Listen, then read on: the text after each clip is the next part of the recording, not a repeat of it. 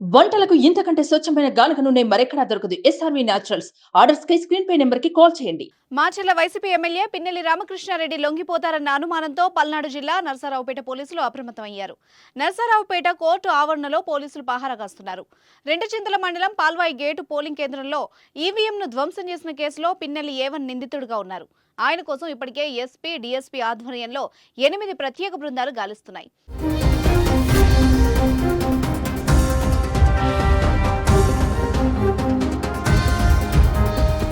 నిన్న తెలంగాణలోని సంగారెడ్డి సమీపంలో పిన్నెల్లి పోలీసుల కళ్లు గప్పి తప్పించుకున్నారు.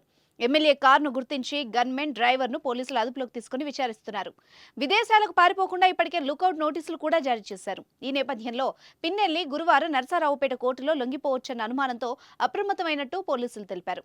కేవలం అనుమానం మాత్రమేనని ఎలాంటి సమాచారం లేదని వెల్లడించారు. అయితే ఉన్నట్టుండి ఏపీ హైకోర్టుకు సీన్ మారింది. హైకోర్టులో పిన్నెల్లి ముందస్తు బెయిల్ పిటిషన్ వేసినట్టు సమాచారం అందింది. హైకోర్టును ఆశ్రయించిన ఎమ్మెల్యే అత్యవసర పిటిషన్ వేశారు. కాసేపట్లో పిన్నెల్లి బెయిల్ పిటిషన్ను విచారించే అవకాశం ఉంది. ఇప్పటికే పిన్నెల్లిపై లుకౌట్ నోటీసులు జారీ చేసిన విషయం తెలిసిందే.